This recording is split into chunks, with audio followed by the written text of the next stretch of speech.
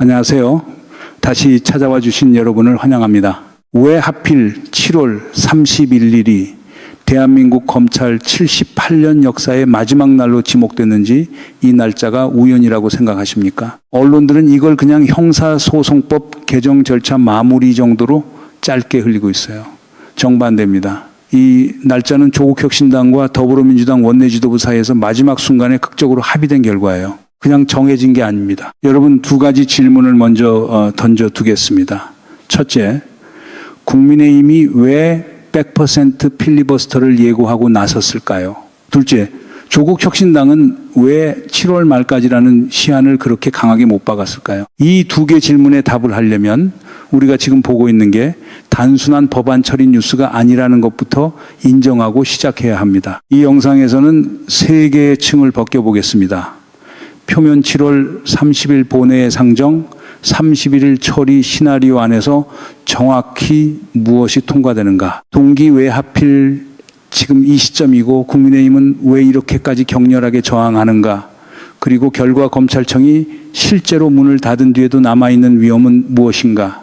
일단 하나만 미리 짚어드리면요. 어제 오전 라디오에서 한정혜 정책위 의장이 드디어 오늘 수기에 마침표를 찍는 날입니다.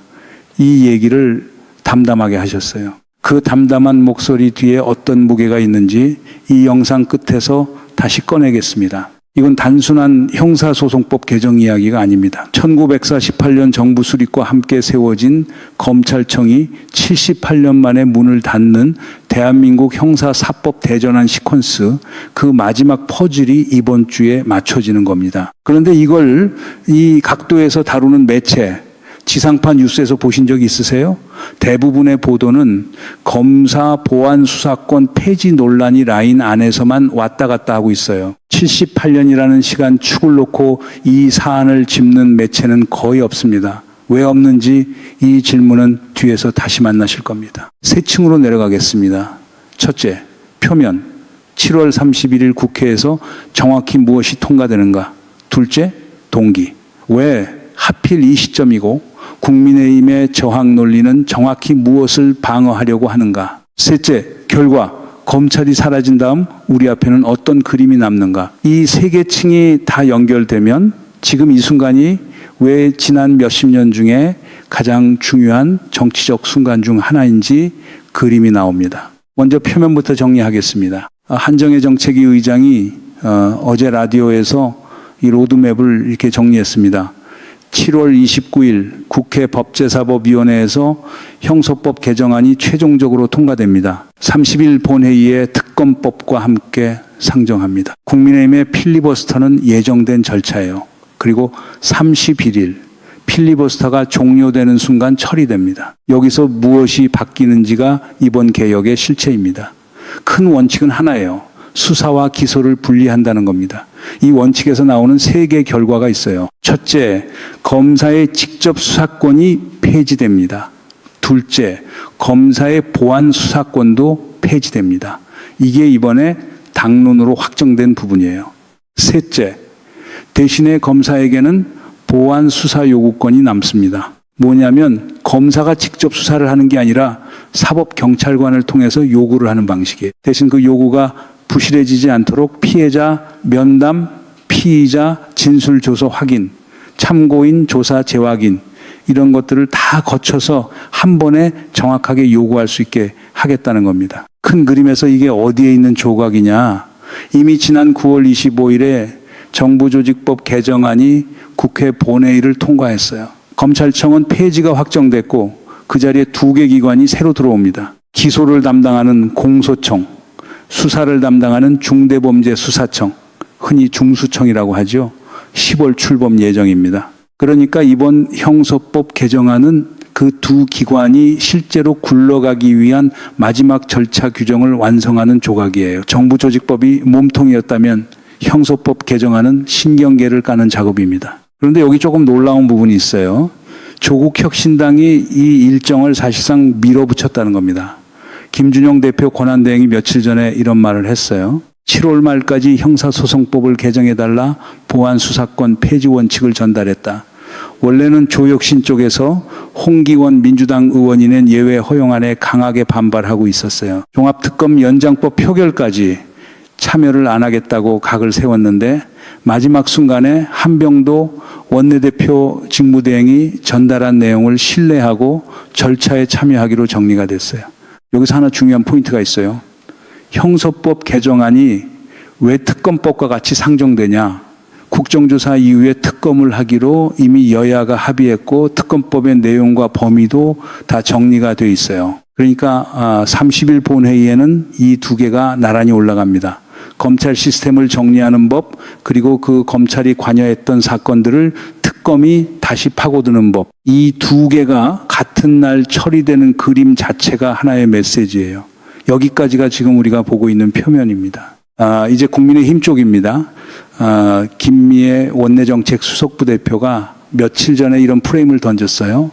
그대로 옮기면 살인, 강도, 강간, 폭력배 같은 범죄자를 위한 검찰 보안 수사권 폐지 논의를 당장 중단하라. 법사위 회의장 안에서 항의하고 퇴장한 게 이 프레임을 뒷받침하는 그림이었죠. 그리고 필리버스터는 100% 확정입니다. 여러분 한번 보세요.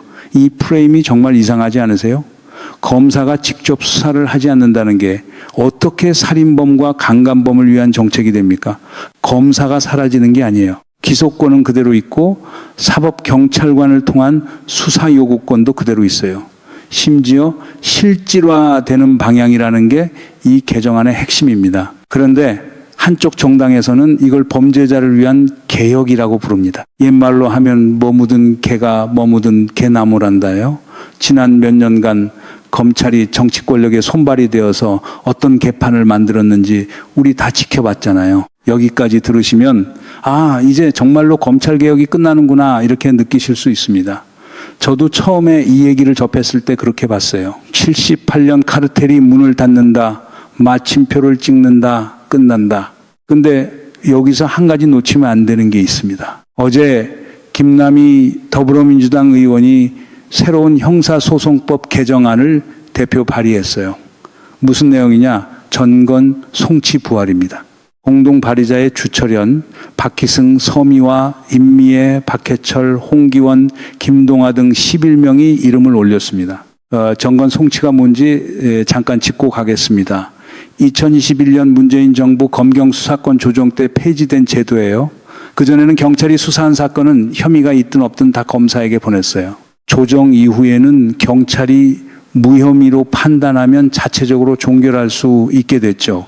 김남희 의원 법안은 이걸 다시 뒤집자는 거예요. 경찰이 판단한 모든 사건을 다시 검사에게 넘기게 하자.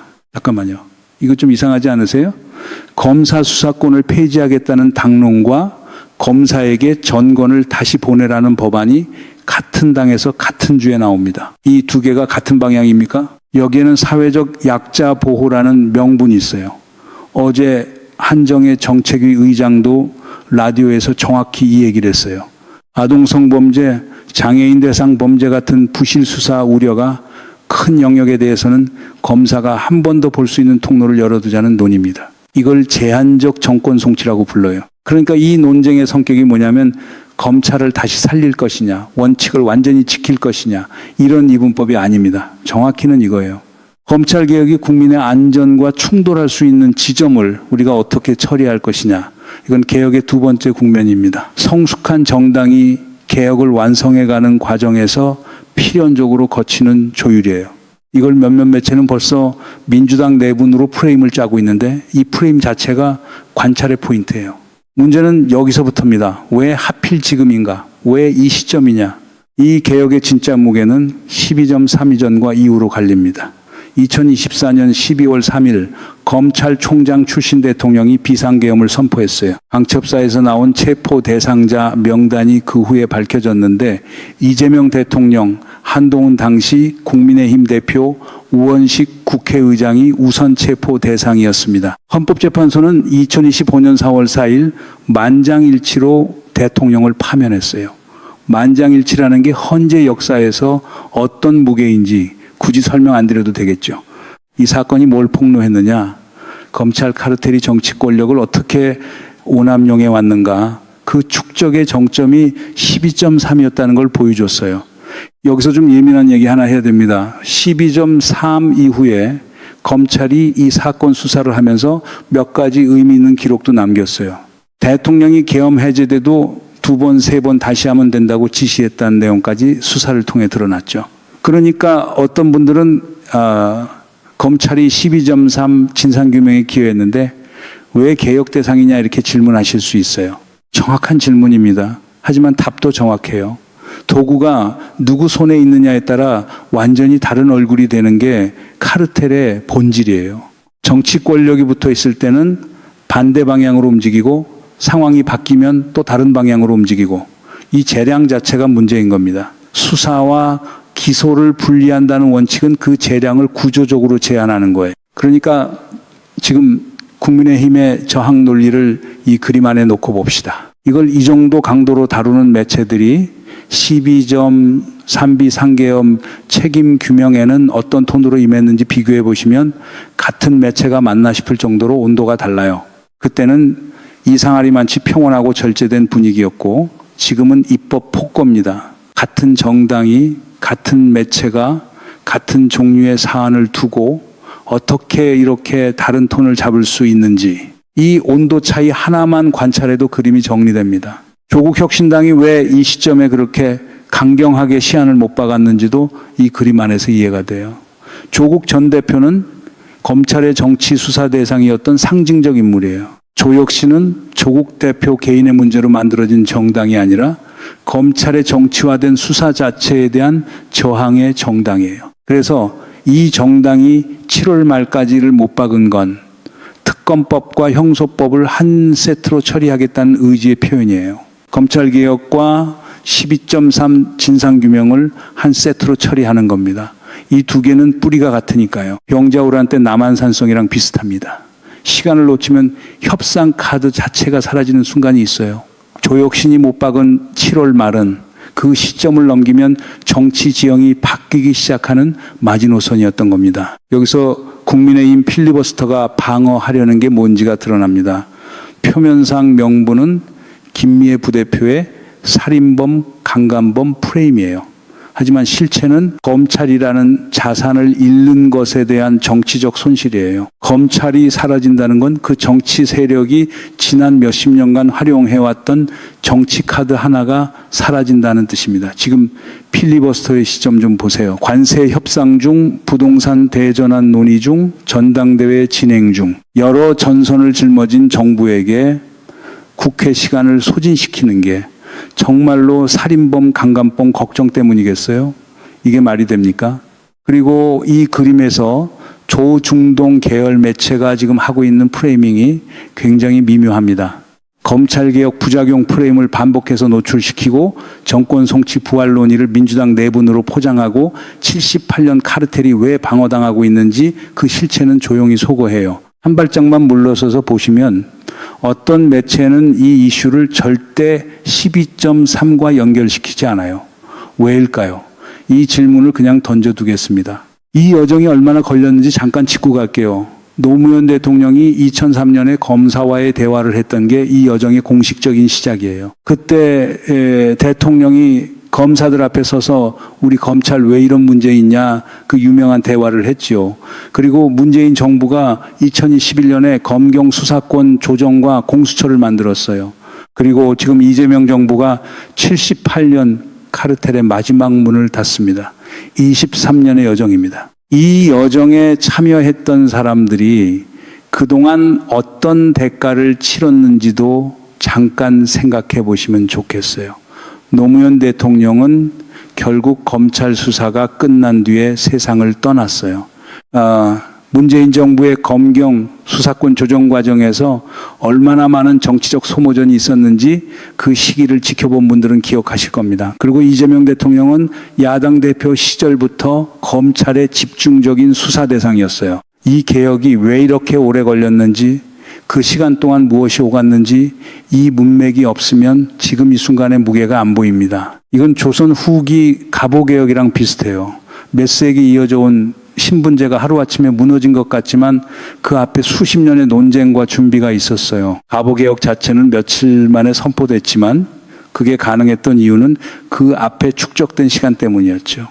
우리가 지금 보고 있는 게 딱 그거예요. 7월 31일 하루의 처리가 아니라 23년 축적의 마지막 순간. 그런데 이 23년 동안 그 카르텔이 정치 권력을 어떻게 사용했는지 그 정점이 뭐였습니까? 12.3이었어요. 검찰총장 출신 대통령이 자기 정치적 자산인 검찰 시스템을 배경으로 계엄을 시도했습니다. 그러니까 이렇게 봐야 됩니다. 검찰개혁이 12.3을 만든 게 아니에요. 12.3이 검찰개혁의 정당성을 완결시켰습니다. 78년 카르텔의 정체가 6시간 계엄에 다 드러났습니다. 이 문장 위에서 한번 멈춰주세요. 왜 하필 7월 31일이 검찰 78년 역사의 마지막 날로 지목됐는가? 이 질문에 진짜 답이 여기에 있어요. 그날은 78년이 끝나는 날이 아닙니다. 78년이 왜 끝나야 했는지 그 이유가 드디어 사회적으로 인정되는 날이에요. 여러분이 지난 몇 년간 뭔가 이상하다고 느꼈던 그 감각, 그게 정확했던 거예요. 그런데 통과된 다음이 진짜 시작이에요. 한상희 건국대 법학전문대학원 명예교수가 이렇게 지적했어요. 형사소송법 개정안이나 구체적인 수사 실무 지침 등이 전혀 나오지 않았고 공소청과 중수청의 설치, 인력 편성 등에 대해서도 아직 알려진 게 없다. 그래서 이 개혁이 개선이 될지 개혁이 될지는 실무 설계에 따라 갈릴 수 있다. 이건 정말 뼈아픈 지적이에요. 78년 시스템을 무너뜨리는 순간 대안 시스템이 완성되어 있어야 하는데 그 완성도가 아직 부족합니다. 김남희 의원의 전건송치 부활법안이 왜 나왔는지도 이 문맥에서 이해해야 돼요. 경찰만 있을 때 무혐의 처분이 나오면 피해자는 어디로 가야 하는가? 아동 성범죄 사건에서 경찰이 부실 수사로 사건을 종결하면 그 아이는 어떻게 되는가? 이건 정말 실체가 있는 우려예요. 그래서 이 논쟁을 민주당 내분이 아니라 개혁의 완성도 조율로 봐야 하는 이유가 여기에 있습니다. 그리고 이게 진짜 큰 얘기인데요. 검찰이 문을 닫는다고 카르텔이 사라지는 게 아닙니다. 남아있는 카르텔이 여전히 많아요. 사법부의 정치화 문제, 12.3 관련 판결에서 이미 몇 번 드러났죠. 헌법재판소의 정치적 취약성, 만장일치하면 결정이 나오기까지의 그 긴장 기억하실 겁니다. 조중동 계열의 프레임 카르텔, 오늘 우리가 지금 이 순간에도 실시간으로 관찰하고 있는 그 구조입니다. 재벌과 보수 정치권의 결탁 구조. 이건 지난 몇십 년간 검찰이라는 도구를 통해서 유지되어 왔는데 검찰이 사라지면 다른 도구를 찾을 겁니다. 지정학적으로 보면은 이 개혁이 더 큰 이야기예요. 78년 검찰 시스템은 사실 미군정 유산의 마지막 잔재입니다. 대륙법계 일제 잔재 미국식이 얹힌 하이브리드 구조였어요. 이재명 정부가 지금 하고 있는 거는 진짜 한국형 형사사법 체계의 첫 번째 시도예요. 일본은 여전히 검찰 우위 체계입니다. 도쿄지검 특수부가 정치 사건을 다루는 방식이 우리 검찰 특수부의 원형이었죠. 대만은 부분적으로 개혁을 진행 중이지만 여전히 검찰이 강한 권한을 유지하고 있어요. 그러니까 한국이 지금 하고 있는 건 동아시아에서 사법 자율성을 이 정도 수준으로 재설계하는 첫 번째 시도예요. 이게 성공하면 일본과 대만의 개혁 논의에도 영향을 주는 사안입니다. 한국 국내 문제라고만 보면 이 큰 그림을 놓쳐요. 다시 처음 질문으로 돌아가겠습니다. 왜 하필 7월 31일이 대한민국 검찰 78년 역사의 마지막 날로 지목됐는가? 이제 아시겠지만 이 날짜는 우연이 아닙니다. 조국혁신당의 시한 압박, 특검법과의 함께 처리, 정부조직법 완결 이후 10월 공소청, 중수청 출범을 위한 마지막 퍼즐, 이 모든 게 정확히 이 날짜에 수렴됐어요. 그런데 여러분 78년이라는 시간을 잠깐 상상해 보세요. 여러분 부모님 세대, 조부모님 세대까지 다 겪었던 그 카르텔이에요. 그게 몇 년 사이에 몇 개 법안으로 정리되는 게 그렇게 쉬운 일이라고 생각하십니까? 어제 아침 한정혜 정책위 의장이 라디오에서 담담하게 30일에 상정하고 31일에 처리한다고 얘기하는 그 목소리 뒤에는 엄청난 저항을 감수하는 무게가 있는 겁니다. 조혁신과의 마지막 순간 협상, 국민의힘 필리버스터를 어떻게 뚫고 갈지에 대한 계산, 그리고 카르텔이 마지막으로 움직일 수 있는 모든 경로에 대한 대비, 그 담담함은 준비된 담담함이에요. 이 무게를 우리가 아는 어느 매체가 제대로 다룬 적 있나요? 대부분은 민주당 vs 국민의힘 이번엔 뭐 붙었나 이런 프레임 안에서만 이 이슈를 소비했어요. 이번에는 좀 달라야 되지 않을까요? 그래서 마지막 질문 하나만 드리고 마무리하겠습니다. 78년 검찰 카르텔이 무장해제되는 이 시퀀스가 끝나면 우리는 정말로 12.3 같은 일이 다시 일어나지 않는 사회에 살게 될까요? 아니면 카르텔이라는 것은 언제나 다른 옷으로 갈아입고 다시 등장하는 것일까요? 이 질문에 대한 답은 형소법 개정안 처리 이후에 우리가 사법부와 헌재 그리고 매체 카르텔을 어떻게 다룰지에 달려 있습니다. 78년이 걸렸어요. 검찰 하나를 정리하는 데. 그럼 다음 카르텔은 얼마나 걸릴 것 같으세요? 일단은 7월 30일 국회 본회의를 지켜보세요.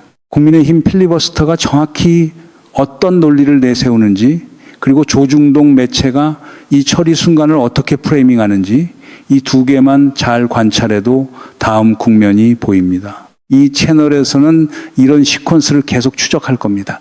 놓치지 않으시려면 구독하고 알림 설정해 주시면 좋겠고요. 오늘 이 얘기가 조금이라도 유용했다 싶으시면 좋아요와 공유 한 번씩 부탁드립니다.